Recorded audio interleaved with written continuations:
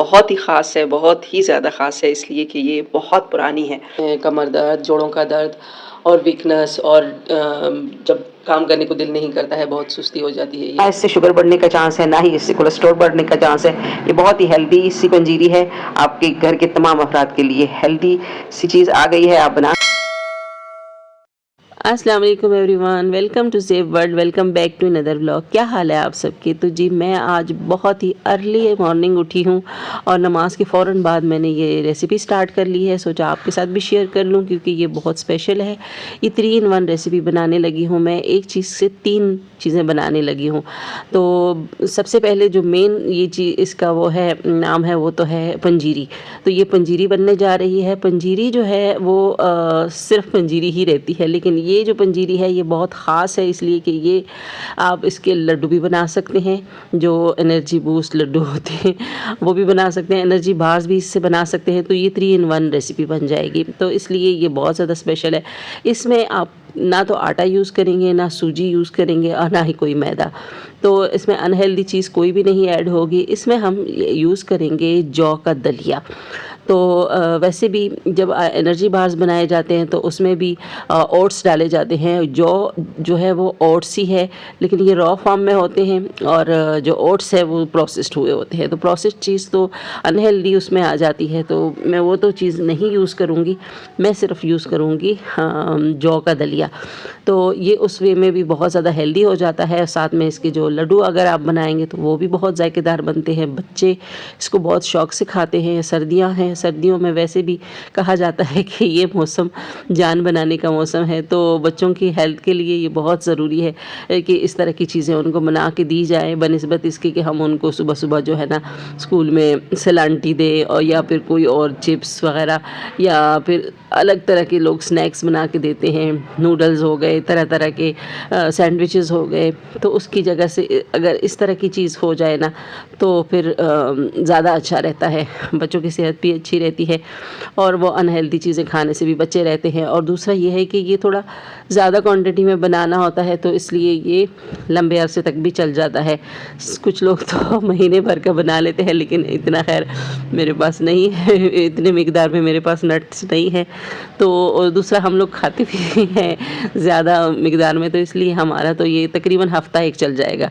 तो ये मैंने खशखाश धो ली है और अभी मैं आपको दिखाने लगी हूँ कि ये कितनी मीठी होती है। इसके अंदर बहुत ज़्यादा मीठी होती है। ये जो नीचे अभी बैठ जाएगी ना, मैं आपको दिखा दूँगी कि इसमें कितनी मीठी है। ये देख ले, मिट्टी अलग हो गई और खशखाश अलग हो गई। ये मिट्टी थी सारी की सारी, जो उस वक्त नज़र नहीं आ रही थी, लेकिन जैसे जैसे इसको धोते गए वो नीचे बैठती गई और इतनी मोटी मोटी रेत थी।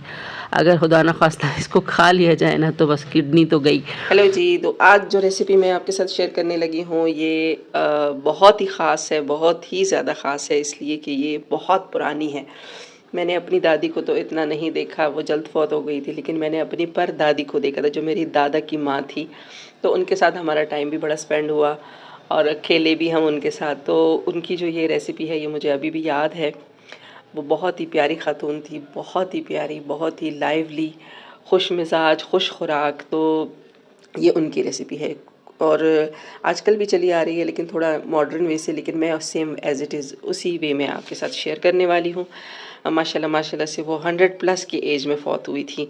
तो ये उनकी ही रेसिपी है। अल्लाह ताला उनको जन्नत में ख़ास मकाम दे और हम उनकी आज ये रेसिपी बल्कि मैं आज उनकी ये रेसिपी आपके साथ शेयर करने वाली हूँ ताकि ये सेव हो जाए और आइंदा लोगों को भी, आगे आने वाले लोगों को भी ये पहुँचे और इसका फ़ायदा पहुँचे। ये बहुत ही फ़ायदेमंद सी चीज़ है बच्चों के लिए, ख़ास तौर पे बड़ों के लिए। और जो सर्दियों में मुख्तलिफ़ किस्म की तकलीफ़ें हो जाती हैं, कमर दर्द, जोड़ों का दर्द और वीकनेस और जब काम करने को दिल नहीं करता है, बहुत सुस्ती हो जाती है, ये वो। तो इस तरह के प्रॉब्लम्स को हल करने के लिए ये वाले जो नुस्खे होते हैं ना, ये बहुत कारआमद होते हैं। पुराने लोग बड़े कारआमद नुस्खे छोड़ के गए हैं, तो ये उनमें से एक है। तो जो मैं अभी आपको देने वाली हूँ, इसमें जितनी भी चीज़ें हैं ये सारी, ज़रूरी नहीं है कि आप ये सारी की सारी लेंगे, क्योंकि इनमें अभी भी बहुत सारी चीज़ें कम हैं, लेकिन मेरे पास जो अवेलेबल थे वो मैंने कर लिए। जो ख़ास चीज़ें हैं वो अभी मेरे पास मौजूद है।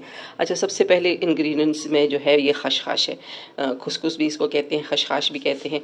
ये इस तरह आपको इसलिए नज़र आ रहा है क्योंकि ये मैंने धो लिया है, क्योंकि इसको धोना बहुत ज़रूरी है। और क्योंकि मैं ये सारे ड्राई फ्रूट्स जो हैं वो ड्राई रोस्ट करने वाली हूँ, तो ये भी ड्राई रोस्ट हो जाएगा और ये खुश्क हो जाएगा। ये है तिल, सफ़ेद तिल, वो है खसखस, और ये है सफ़ेद तिल, और ये है नारियल, जो मैंने घर पे ही अभी पिछले दिनों नारियल का तेल बनाया था, ये उसी का ही बुरादा है, घर का बना हुआ होममेड नारियल, क्रश्ड नारियल। अब आते हैं, ये है जी पीनट्स, और ये सर्दियों के मौसम में तो वैसे भी इसका इस्तेमाल ज़्यादा ही होता है। और इसमें अखरोट भी मैं डाल रही हूँ, अखरोट भी आ जाएगी, और इसमें बादाम भी है। क्वांटिटी कम ज़्यादा कर सकते हैं, कोई ख़ास पाबंदी नहीं है इस चीज़ की। फ्लैक्स सीड है, ये भी मैंने अच्छी खासी उसमें क्वांटिटी में ली है। ये देसी घी है, फ्रिज में रखा हुआ था इसलिए जम गया है, तो बस इसकी क्वांटिटी भी तकरीबन यही रखनी है, 2 टेबल स्पून, ज़्यादा नहीं रखनी है।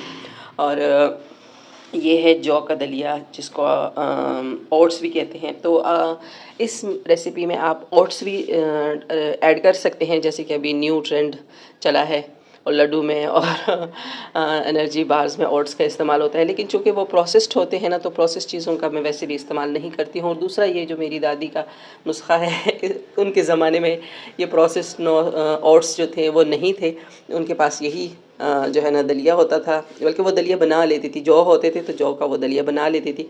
तो ये रॉ फॉर्म में जौ का दलिया है, इसको भी मैं रोस्ट करूँगी और ये भी इसमें ऐड होगा, ये इसका मेन इंग्रेडिएंट्स है। तो बाकी हमारी हाँ, मीठे के लिए इसमें मैं गुड़ का इस्तेमाल कर रही हूँ। अगर आप गुड़ अवॉइड करना चाहते हैं तो आप इसमें खजूर ऐड कर सकते हैं, कोई वो नहीं है, ज़रूरी नहीं है। तो खजूर वाला भी उन्होंने बनाया था और गुड़ वाला भी उन्होंने बनाया था, मतलब गुड़ वाले भी लड्डू बनाए थे और खजूर वाले भी लड्डू बनाए थे। तो किसी दिन मैं आपको खजूर के साथ भी मिला के बना के दिखाऊंगी, और आज मैं गुड़ के साथ बना रही हूँ। तो ये पेशावरी गुड़ है, ये जो सोडे वाला गुड़ है वो नहीं लेना चाहिए, ये जो ब्लैक गुड़ होता है ना, ये लेना चाहिए। तो ये है कुछ इसका सामान। अभी मैं इन सब चीज़ों को बारी बारी ड्राई रोस्ट करूँगी और फिर इसको ग्राइंड करेंगे और फिर मिक्स करके, तो चलिए बनाना स्टार्ट करते हैं। अब मैं सारी चीज़ों को बारी बारी ड्राई रोस्ट करने वाली हूँ। अच्छा, तो मैं सबसे पहले अभी खसखस जो है उसको खसखस इसको ड्राई रोस्ट कर रही हूँ। तो ये जैसे ही रोस्ट हो जाएगा, फिर इसके बाद जो नट्स है उनको रोस्ट करूँगी, नारियल को भी करूँगी, फ्लैक्स सीड को भी करूँगी और दलिए को भी करूँगी। तो बारी बारी अब ये सारे रोस्ट होने लगे हैं, लेकिन हल्की आंच रखें और साथ बराबर चमचा चलाते रहें। तो ये आप देख सकते हैं, अब ये बिल्कुल दाना दाना हो गया है। पहले ये जुड़ा जुड़ा था क्योंकि ये गीला था, और अब ये बिल्कुल ड्राई हो चुका है। वैसे भी आप धो के इसको अच्छा जी, तो बारी बारी मैंने तमाम चीज़ों को अच्छे से ड्राई रोस्ट किया और उसके बाद सारी चीज़ों को ग्राइंड किया और दरदरा सा पीस लिया। बहुत ज़्यादा आटे की तरह नहीं बनाना है, बहुत पाउडर नहीं बनाना है, बस मोटा मोटा पीस लेना है। ग्राइंडर को एक दफ़ा चलाएंगे तो ये मोटा मोटा पिस जाएगा। तो सारी की सारी चीज़ें मेरी बुन गई है और अब बनने लगा है मेरा शीरा। तो शीरे में आप देख सकते हैं कि गुड़ मैंने बहुत थोड़ा सा रखा है, इसलिए कि मुझे मीठा बहुत कम रखना है। ये शीरा आप देख रहे हैं बहुत थोड़ा है, गाढ़ा भी है, क्योंकि मैंने अभी इसके ना लड्डू बनाने हैं ना बार बनाने हैं, वो बाद में बनाऊंगी, क्योंकि अभी वीडियो जो है ना वो बहुत ज़्यादा लंबी हो जाने वाली है। तो आज मैं आपके साथ जस्ट सिर्फ जो पंजीरी है उसी की रेसिपी शेयर कर रही हूँ, और इसी को मैं वो भी बनाऊंगी, लड्डू भी बनाऊंगी और इसी के मैं बार्स भी बनाऊंगी। तो ये मेरा जो पंजीरी है वो हमारी बिल्कुल रेडी हो चुकी है, और आप देख रहे हैं ये थोड़ी भी रह गई है क्योंकि काफ़ी सारी खा चुके हैं। ये नेक्स्ट डे का क्लिप है।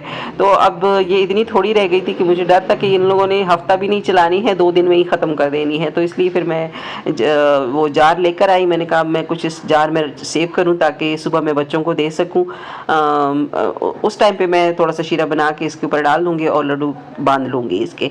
तो ये बिल्कुल जो है ना मोटा मोटा सा क्रश हुआ है, और लड्डू भी इस मोटे मोटे क्रश के ही जो है ना बन जाते हैं आराम से। और अगर आप इसके बार्स बनाना चाहें तो उसके ऊपर भी शीरा डाल दें, थोड़ी देर रेस्ट करने दें, उसके बाद कट करके पीस निकाल लें। और वो जब मैं बनाऊंगी तो वो भी आपको दिखा दूंगी। वो मैं ताज़ा ताज़ा बनाऊंगी क्योंकि उसमें थोड़ा शीरा ऐड करना होगा, और इसमें शीरा जो है ना बहुत थोड़ा सा है। तो ये हम इसी तरह से खाते हैं, दूध के साथ मिला के खाते हैं, तो ये इसी तरह से बहुत ही अच्छा लगता है, हेल्दी भी रहता है। तो मीठा तो आपको पता ही है कि मैं बहुत कम इस्तेमाल करती हूँ।